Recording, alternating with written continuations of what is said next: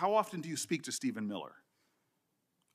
Frequently on our Homeland Security task forces. You frequently talk with Stephen Miller about subjects other than Homeland Security task force issues, correct? I frequently talk to Mr. Miller about Homeland Security task forces.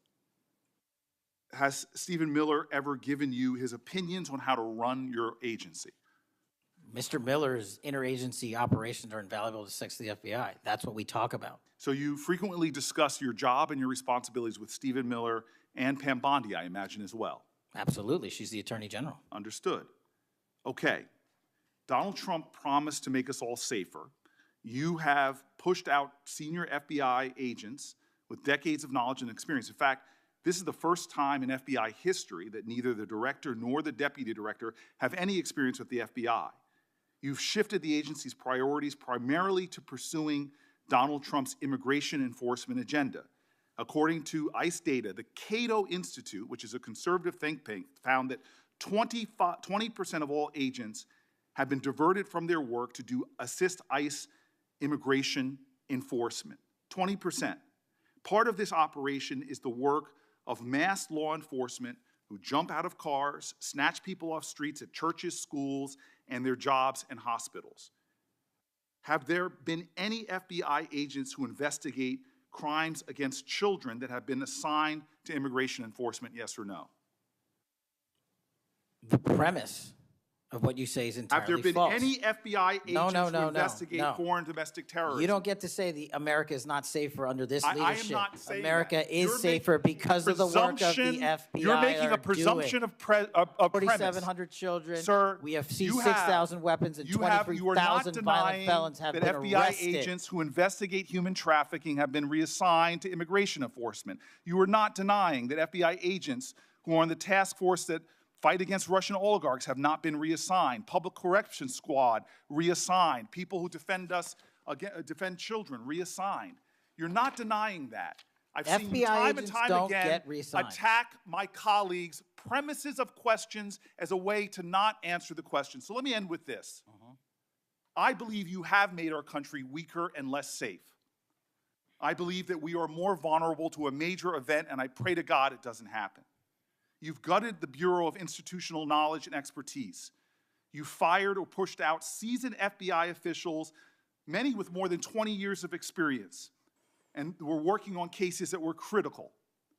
You've been purging thousands of serious law enforcement officials who spent their careers keeping us safe, only to lower hiring standards in order to find anyone to replace them. And shockingly, you admitted in this hearing to Senator Coons that it would take 14 years to fill the vacancies at your agency. Many are the result of your purge.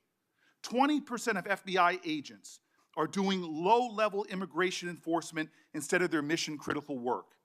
You've disbanded entire task forces that stop election interference, foreign influence, public corruption. And who benefits from this? Well, corrupt people benefit from it. Criminals benefit from it. Vladimir Putin benefits from it. And it really makes me wonder who you're looking out for. It makes me think we can't trust you as a nation.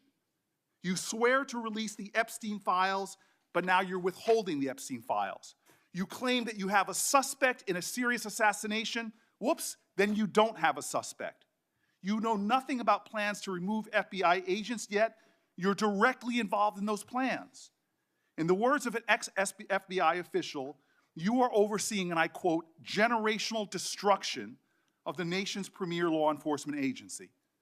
Mr. Patel, in just 8 months, you have assaulted the institutional integrity of the FBI. But I know FBI field agents. I've worked with them in Newark. No matter how truly bad you are, you can't undermine the legacy of agents who fight every day to keep us safe, but you can tarnish the integrity of the agency and undermine the agency's capacity. I believe you're failing as a leader, and that your failure does have serious implications for the safety and security of Americans and our families. We're more vulnerable to domestic and foreign attack because of your failures of leadership. I don't think you're fit to hand the Bureau, but here's the thing, Mr. Patel. I think you're not going to be around long. I think this might be your last oversight hearing. Because as much as you supplicate yourself to the will of Donald Trump and not the Constitution of the United States of America, Donald Trump has shown us in his first term and in this term, He is not loyal to people like you. He will cut you loose. This may be the last time I have a hearing with you because I don't think you're long for your job. But I'm going to tell you this. I pray for you. I pray for you that you can step up and defend your oath, defend the Constitution, and do a much better job of defending this country. Thank you, Mr. Chairman. Do you want to say anything? Yes, at this sir. point? That rant of false information does not bring this country together. If you want to work on bringing this country, it's my time, not yours. My God, if you're you gonna want to lecture talk me about dividing this country, it is I my follow time. you on your social media posts that It is tear my this country time apart. to There address should be a your unifying- falsehoods. Oh, You sir, are an you can embarrassment try all to the you division want in this to country. not Senator, take it is my responsibility time. for what You you had have your said. time. Sir, you're Your making time a is mockery of this over. committee. Sir, you don't tell me my time is over. You The know how people far of New we've Jersey come tell me since what my you time tell- is. Senator, You can't lecture me. You can tell me Sir, my time's over? You may be the charge of the I'm not FBI, going anywhere. but I am not Mr. afraid of you, sir. Mr. Chairman, Not afraid of you. Mr. Chairman, point of order. Senator Booker, I announced at the beginning of this meeting that this back and forth, talking over each other, doesn't work. And I said if that happened, I asked Patel not to respond, and I was going to give him some time after the senator's time was up to respond.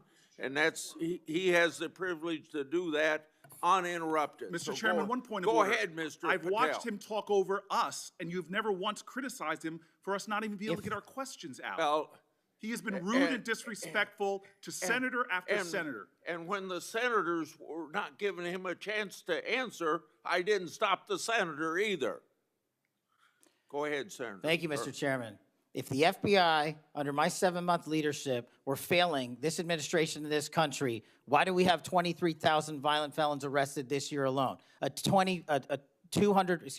A double increase from that time last year. Why is it that we have seized 6,000 weapons? Why have we found 1,500 child predators and arrested them? Why have we 300 human traffickers in jail? Why have we found and identified 4,700 children? Why have we seized 1,600 kilograms of fentanyl, enough to kill a third of the American public, a 25% increase alone from last year? 88,000 kilograms of cocaine seized, 7,000 kilograms of meth seized, and that's just on our criminal operations in summer heat. How is it possible that we are taking 8 kilograms off the streets of the cities in New Jersey and preventing the deaths of 607,000 people this year alone, a failure of the FBI and my leadership? How is it that we have counterintelligence arrests already this year exceeding the numbers from the entirety of last year?